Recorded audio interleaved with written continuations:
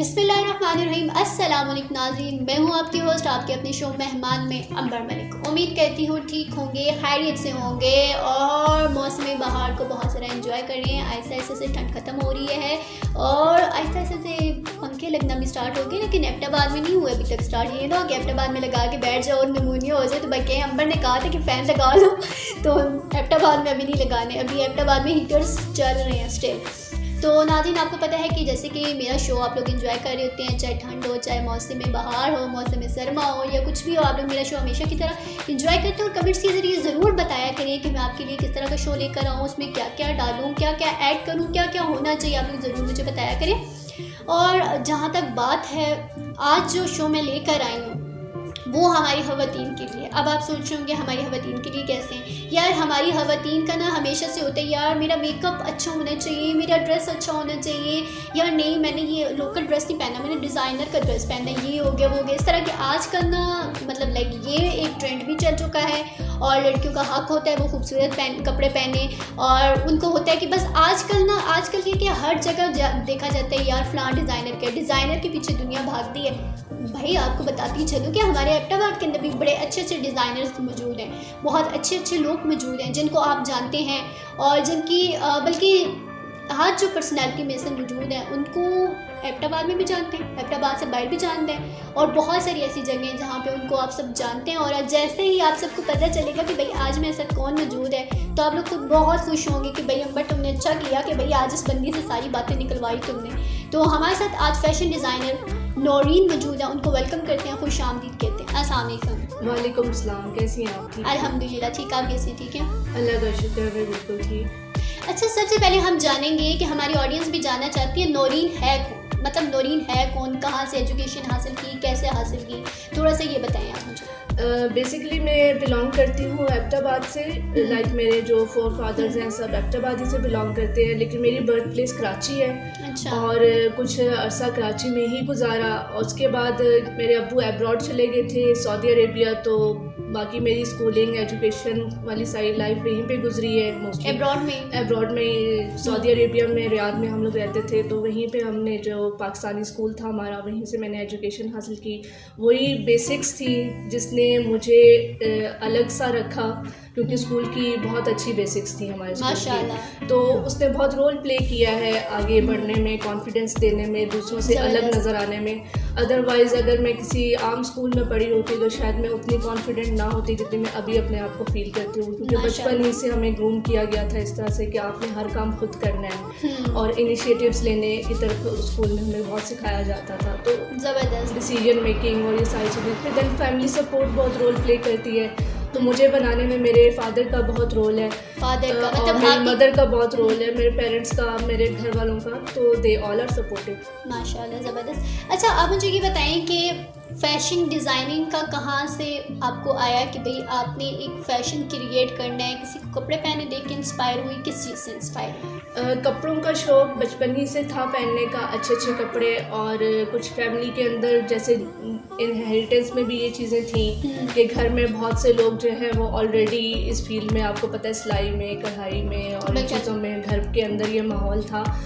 मेरी अम्मी बहुत स्किलफुल हैं, मेरी पप्पो बहुत स्किलफुल है, मेरी खाला बहुत स्किलफुल है, नानी दादी, they all are very good. अच्छा मतलब ये असर आपने नानी दादी से लिया? हाँ जी बिल्कुल, ये मैंने उन्हीं से असर लिया है। और मेरे कपड़े वो बहुत शौक़ से बनाती थी बचपन ही से, मुझे लाइक गोटे वाले और जैसे उस तरह के कपड़े अच्छे फैंसी बना के, और मेरी अम्मी मेरे मुख्तलिफ डिज़ाइंस के फ़्रॉक्स बनाया करती थी और घर में मेरे लिए बनाती थी। तो मैंने शुरू से बहुत अच्छे कपड़े पहने हैं। और मेरा मतलब शुरू से ये था कि मैचिंग करना है, एक मतलब जो कलर कंट्रास्ट होते हैं, जो सारी चीज़ें होती हैं वो मुझे घर से ही मतलब वो आपने पिक कर ली चीज़ें और फिर उसके बाद आपके माइंड में, अच्छा आपके माइंड में कब आया कि आपने जो है एक फ़ैशन डिज़ाइनिंग बनना है? आफ्टर माई FSC एग्ज़ाम्स मैंने जो 3 महीने की छुट्टियां होती थी उसके अंदर मैंने खुद सारी चीज़ें एक लोकल स्कूल के अंदर ही एडमिशन लेके मैंने सारी चीज़ें सीखी। मैंने कंप्लीट स्टिचिंग सीखी, मैंने कंप्लीट एम्ब्रॉयडरी वर्क, पेंटिंग और इसी तरह से मज़ीद कुछ छोटे मोटे डेकोरेशन पीसेस बनाना, मतलब जो भी मेरा इंटरेस्ट था मैं वो चीज़ें सीखती जा रही थी। और मैं उनसे जो मेरी टीचर थी उनसे मैं खुद नए नए डिज़ाइंस ना उनको ड्रॉ करके पेपर पे कहती थी मुझे ये वाला फ्रॉक फ्रॉक सीना सिखाएं, मुझे ये वाला डिज़ाइन बनाना सिखाएं। तो मुझे बड़ा इंटरेस्ट था इस चीज़ के ऊपर। और एफएससी के बाद मुझे ये था कि मैं कोई fashion designing institute proper education लूँ, मैं डिग्री लूँ, उसी में मैं आगे परसू करूँ। अनलैकिली हमारे हैदराबाद में अभी तक फैशन डिज़ाइनिंग का कोई अभी तक ऐसा इंस्टीट्यूट नहीं आया जो आपको डिग्री दे रहा हो। यहाँ पे डिप्लोमा कोर्सेज हैं लेकिन डिग्री आपको नहीं मिल रही है यहाँ पे। डिग्री के लिए कहीं आप तो मुझे अलाउ नहीं था कि उस एज में ज़ाहिर है कि एफएससी के बाद आप डिग्री जाएंगे कि हमारे हज़ारा में अमूमन नहीं होता कि लड़की घर से बाहर जाए। तो इसलिए मैं उसको बाय एजुकेशन तो नहीं पढ़ सकी, लेकिन मेरे शौक़ को देखते हुए मेरे घर वालों ने कहा कि तुम अपने ड्रेसेस बनाओ, उन पे मेहनत करो, सारा कुछ करो। तो मैं अपने ड्रेसेस बनाती थी। और फर्स्ट टाइम मुझे जो बाहर से अप्रूवल मिला कि मैं वाकई में कुछ डिज़ाइनिंग कर सकती हूँ, आफ्टर फिनिशिंग माई MBA मैं अपने फ़र्स्ट जॉब के इंटरव्यू के लिए जा रही थी। बैंकिंग का वो इंटरव्यू था इस्लामाबाद में। और जब मैं इंटरव्यू के लिए जो है वो उस कमरे में एंटर हुई तो इंटरव्यूअर जो कि कराची से आए हुए थे और उनके एक टॉप मैनेजमेंट के पर्सन थे, उन्होंने मुझे कहा कि आप ये जो ड्रेस पहन के आई हैं ये आपने कहाँ से लिया है? तो मैंने कहा सर ये तो मैंने खुद बनाया है। तो कहते हैं अच्छा वो ड्रेस क्या था, वो आप हमसे शेयर करेंगी? ड्रेस ये था कि बड़ा सिंपल सा था, यानी कोई इस तरह का नहीं था, बट उसके अंदर मैंने स्टोन्स का यूज़ किया था। उस टाइम पे स्टोन्स मतलब कैजुअली यूज़ नहीं होते थे, सिर्फ ब्राइडल वेयर में यूज़ होते थे। और मैंने बहुत बड़े साइज़ के रेक्टेंगुलर स्टोन्स अच्छी क्वालिटी के जो होते हैं वो लिए थे और उनसे मैंने दामन के ऊपर इस तरह से करके उनको लगा के ना और यहाँ से ऐसे करके ऊपर तक मैंने एक डिज़ाइन क्रिएट किया था जस्ट उन स्टोन्स का। और वो स्टोन्स जो है वो मस्टर्ड कलर में थे। मस्टर्ड कलर की मेरी जो है वो ट्राउज़र थी, मस्टर्ड दुपट्टा था और शर्ट मैंने बीच में ऑफ वाइट रखी थी। ज़बरदस्त, बड़ा अच्छा कंट्रास्ट तो है, बड़ा मैं जब वो पहन के एंटर हुई तो इंटरव्यूअर आस्क्ड मी कि आपने ये ड्रेस कहाँ से बनवाया है, कि ये ड्रेस बहुत अच्छा है।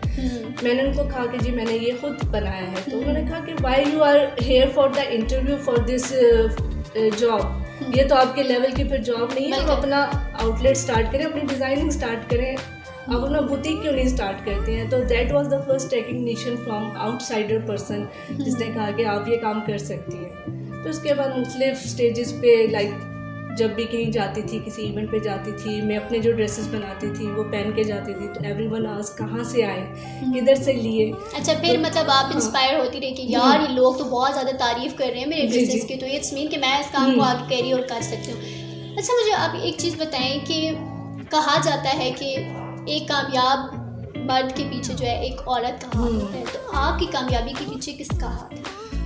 मैं आपको वही कहूँगी कि घर से जो सपोर्ट मिलती है, मतलब हाँ पेरेंट्स हो गए, आपके घर वाले हो गए, सिबलिंग्स हो गए, जो कि आपका कॉन्फिडेंस बूस्ट करते हैं, जो आपको कहते हैं कि आप कर सकते हो, आप अचीव कर सकते हो, जो आपको इस तरह के मौके देते हैं कि आप आगे बढ़ो। क्योंकि एक सर्टेन एज आती है जब इंसान डिग्री क्वालिफाई हो जाता है, जैसे मैंने मास्टर्स किया, MBA किया बिजनेस एडमिनिस्ट्रेशन में, तो उसके बाद फिर मेरे पेरेंट्स ने मुझ पर कोई पाबंदियाँ नहीं लगाई कि आप इधर नहीं जा सकती, आप उधर नहीं जा सकती। They allowed me to explore the opportunities. तो मैंने बहुत से डिफरेंट जॉब्स की पहले, मुख्तलिफ अपनी मेरे अपने जो है वो ड्रेसेस बहुत होते थे क्योंकि मैं जॉब्स करती थी, जो सैलरी आती थी उससे एक ही मेरा काम होता था कि मैंने कपड़े बनाने हैं। तो मैं कपड़ा ख़रीदती और मैं उसके साथ मैचिंग की चीज़ें, एम्बेलिशमेंट्स लेती एंड देन बता के वैसे ड्रेसेस बनवाती। कभी किसी डिज़ाइनर से इंस्पायर हुई, मतलब उसको देख के लगा कि यार नहीं इसमें मैं इसमें इस तरह से ज़्यादा अच्छा, इससे बेहतर बना सकती हूँ, कभी ऐसा कुछ हुआ? या किसी से इंस्पायर, यार परफेक्ट बहुत ज़बरदस्त बनाया है? बस मैं अपने घर वालों से ही इंस्पायर्ड थी। लाइक मैं अपने जो फैमिली मेम्बर्स थे मेरे, जो अच्छे कपड़े बनाए, लाइक मुख्तलिफ किस्म के, जैसे जो हमारे ट्रेडिशनल ड्रेसेस होते हैं वो भी मेरे बनते होते थे। तो मैं तो अपने घर वालों ही की मतलब उनसे इंस्पायर्ड थी। बाकी किसी से? हाँ, बाकी मैंने इतना गौर नहीं किया कभी किसी और के काम के ऊपर, बिकॉज कॉपी करनी भी नहीं चाहिए किसी और की। हर एक की अपनी अपनी इंस्पिरेशन होता है, अपना स्टाइल होता है। बिल्कुल ऐसे। अच्छा आप मुझे बताएं कि जब आपने क्या कहते हैं स्टार्ट लिया अपना, तो उस स्टार्ट में आपने एक सिलाई कढ़ाई के नाम से एक स्टार्टअप किया, ये सबसे पहले तो बताएं ये क्या है, किस चीज़ के ऊपर काम कर रहा है और आपके कितने एम्प्लॉयज़ हैं? जब मैंने स्टार्ट लिया सिलाई कढ़ाई का, तो बेसिकली ये स्टार्ट इस तरह से हुआ कि केपी गवर्नमेंट की तरफ से एक प्रोजेक्ट अनाउंस हुआ था, केपी इम्पैक्ट चैलेंज का, जिसमें लिखा हुआ था कि आप किसी, मतलब उसकी टैग लाइन ये थी कि नए ख्याल से कमाल कर। तो मैंने उसके लिए अप्लाई किया था और मैंने अपना आइडिया यही दिया कि जो कस्टमाइज्ड ड्रेस डिज़ाइनिंग है, जैसे कि वेस्टर्न कंट्रीज़ में होती है कि कस्टमाइजेशन होती है आपके कपड़ों की, और आपके अपने जो साइज़ होता है, आपकी जो अपनी मेजरमेंट्स होती हैं, आपकी अपनी जो ख्वाहिश होती है, कलर्स की चॉइस होती है, फैब्रिक की चॉइस होती है, उसके मुताबिक आपको कोई डिज़ाइनर नहीं बना के दे रहा। बिल्कुल ऐसा ही वो आपको अपने बने हुए डिज़ाइंस डिस्प्ले करते हैं और वो कहते हैं कि ये चीज़ हमारे पास है और इसी को आप आगे कैरी ऑन करें। लेकिन मैंने सोचा कि ऐसी चीज़ दी जाए जो कि कस्टमर चॉइस के ऊपर बेस्ड हो, बिल्कुल कस्टमाइज्ड डिज़ाइनिंग हो। अच्छा, मैं उसमें सजेशंस दूँ बट वो हो उसी कस्टमर के लिए, वो किसी और की ना हो। अच्छा, मतलब आप ये कह रही है कि कस्टमर आपको जो सजेशन देता आप वो करें, लेकिन उसमें थोड़ी सी अपनी भी टेक्निक्स जो है आप यूज़। हाँ जी, मैं उसमें यानी उनको गाइडलाइन दे देती हूँ कि यहाँ पे आपको ये वाला कलर इसके साथ अच्छा लगेगा, ये कंट्रास्ट अच्छा लगेगा। बट कस्टमाइज डिज़ाइनिंग इस तरह से हो जाती है कि लाइक जैसे एक सूट आपके लिए बन रहा है, आपने एक मेहंदी का फंक्शन अटेंड करना है, वो सूट आप ही के लिए बनेगा, उसके 10-12 पीसेस और आउटलेट पे डिस्प्ले नहीं हुए हुए कि 10-12 लोग और वो पहने, वो सिर्फ आप ही के लिए बनेगा। तो मेरे लिए कब बना रही हैं आपने अपने इवेंट पे पहना, इवेंट पे पहनने के बाद उसके बाद फिर अगर किसी ने वो मज़ीद बनाना चाहा तो वो बन सकता है। अदरवाइज़ जब वो आपने अपने लिए एक चीज़ डिज़ाइन मुंतखब किया और कंट्रास्ट और कलर्स और सारा कुछ, तो वो किसी और का नहीं बनेगा। तो फिर मेरे लिए कब बना रही हैं? जब आप कहें इंशाल्लाह। इंशाल्लाह। तो आपके ये सिलाई कढ़ाई का मकसद ये है कि कस्टमाइज, मतलब हाँ। कस्टमाइज इसके। फिर आप मुझे ये बताएं कि आपके एम्प्लॉयज़ कितने सिलाई कढ़ाई के अंदर? इसमें मैंने फिक्स्ड एम्प्लॉयज़ नहीं रखे हुए हैं। सच फिक्स्ड एम्प्लॉयज़ ना रखने की वजह ये है कि पिछले 1 साल से कोविड भी है, आपको पता है कि अफोर्डेबिलिटी का भी प्रॉब्लम होता है, सारा कुछ है, तो मैंने आउटसोर्सिंग की हुई है। मेरे साथ वाबस्ता लोग जो है करियर में वो तकरीबन आप कह लें कि 8-10 लोग हैं माशाअल्लाह, दोनों शहरों में, एबटाबाद में भी और पेशावर में भी, जिनको मैंने जो है वो अच्छा, रोजगार मिलता है, लेकिन मैंने उनको परसेंटेज बेस पे रखा हुआ है, not a fixed employ, they are independent, वो कहीं और भी काम कर सकें। ज़बरदस्त, ये भी अच्छी बात है। अच्छा, जो आपके एम्प्लॉयज़ हैं जो आपके साथ काम कर रहे हैं, वो पेशावर में भी कर रहे हैं और वही एबटाबाद में कर रहे हैं? एबटाबाद में अपने डिफरेंट लोग? नहीं, इधर डिफरेंट लोग, यहाँ के लोग। और एबटाबाद में आपका पहले से भी कोई सेटअप था या अभी अभी आपने स्टार्ट किया? एबटाबाद में मैंने एक बार पहले स्टार्ट लिया था, लेकिन वो मैंने रेडी टू वेयर का स्टार्ट लिया था 2015 में, उसके बाद उसको मैंने क्लोज़ कर दिया था। पेशावर में मैंने स्टार्ट लिया, पेशावर में जब मेरा अच्छा एक नाम बन गया, पहचान बन गई, देन ऑल ओवर पाकिस्तान, क्योंकि मेरी फ्रेंड फॉलोइंग बहुत है, because I also do public speaking and business consultancy, तो उस वजह से मेरी जो है वो ऑल ओवर पाकिस्तान लोग मुझे जानते हैं। तो वो मुझे मुख्तलिफ़ शहरों की मुझे कॉल्स आती हैं कि आप इधर कब आएंगी, आप इधर कब आएंगी, इधर अपना आउटलेट कब खोलेंगी, या यहाँ पे आप अपना फ्रेंचाइज हमें दे दें। मुझे मुख्तलिफ तरह से कॉल्स आती हैं, तो इसलिए मैंने यही सोचा था, क्योंकि एबटाबाद मेरा अपना सिटी है, होम टाउन है, तो यहाँ पे मैंने अपनी एक जो है वो बनानी ही थी पहचान, तो इसलिए मैंने यही सोचा कि पहले मैं एबटाबाद में करूँगी, उसके बाद फिर बाकी पाकिस्तान में इस्लामाबाद हो गया, लाहौर हो गया, कराची हो गया, वहाँ पे करें। ज़बरदस्ती, हम अल्लाह से दुआ गो हैं कि जल्दी आप बाकी सिटीज़ में भी करें। आप मुझे ये बताएं कि कभी ऐसा हुआ कि यार आपने हिम्मत हार दी हो कि भाई यार नहीं हो रहा, बस अब मैंने नहीं करना, बस चुप होके बैठ गई हूँ, कभी ऐसा हुआ? लाइफ में बहुत से सर्कमस्टेंसेस, आपके पर्सनल लाइफ के ऐसे इश्यूज आ जाते हैं जिसमें आप थोड़ा सा मतलब कि डिप्रेशन वाली सूरत हाल आपके ऊपर आ जाती है, लेकिन क्योंकि मैं एक कंसल्टेंट भी हूँ, मैं दूसरे लोगों को जो है वो लाइफ के बारे में बताती हूँ और दूसरे लोगों को गाइड करती हूँ, सॉल्यूशंस देती हूँ, तो मुझे ख़ुद को भी मोटिवेट करना पड़ता है। मैं बहुत ज़्यादा डिप्रेशन में नहीं रहती, मतलब मैं कभी भी डिप्रेशन के स्टेट में 1 घंटा भी नहीं रहती।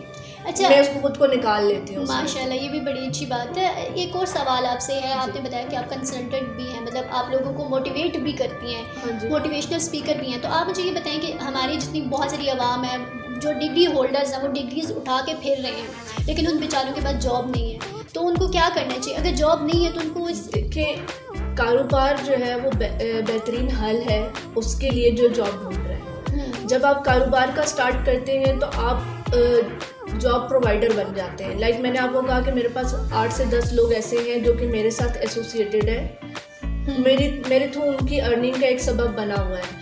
तो यही चीज़ है कि जब आप जॉब ढूंढ रहे होते हैं तो आप किसी के लिए काम करते हैं, जब आप अपना कारोबार स्टार्ट करते हैं तो आप जो जॉब प्रोवाइडर बन जाते हैं, आप दूसरों के लिए जो है वो सोल्यूशन लेके आते हैं कि आप हमारे साथ काम करें। तो ये बेहतर होता है बजाय इसके कि आपने अगर डिग्री ली हुई है तो आप उसके ऊपर अपनी कैपेबिलिटीज़, अपने स्किल्स को देखें कि आप क्या बेहतर कर सकते हैं। जैसे मैंने जो है वो फैशन डिज़ाइनिंग, मुझे लगा कि मैं कर सकती हूँ, मैंने स्टिचिंग सीखी हुई थी, मैंने कढ़ाइयाँ सीखी हुई थी, मुझे इनके वो टेक्निकलिटी पता है कपड़ों की और बनाने के, तो इसलिए मैंने इस चीज़ को जो है एज ए प्रोफेशन लिया।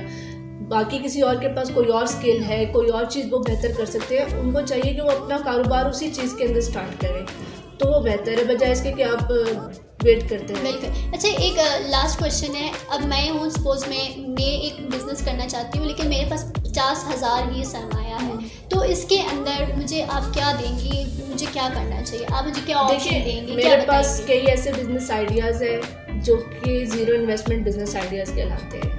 ज़ीरो इन्वेस्टमेंट बिजनेस आइडियाज़ वही होते हैं जिनमें आपका कोई पैसा खर्च नहीं हो रहा होता। सर्विसेज इंडस्ट्री जो होती है उसमें आपके पैसे खर्च नहीं हो रहे होते, आप सर्विसेज देते हैं और उसके मुताबिक आप कस्टमर से चार्ज करते हैं। उससे पहले आप बेसिकली फ्री का आपका फेसबुक पेज बनता है, फ्री का आपका इंस्टाग्राम पेज बनता है, आप उस पर ख़ुद को मार्केट करें, फ्री में पोस्ट लगाएं, लोगों के साथ शेयर करें मुख्तलिफ ग्रुप्स के अंदर, तो आपको कोई ना कोई उस सर्विस के लिए मिल ही जाएगा जो आपसे वो सर्विस परचेज करेगा।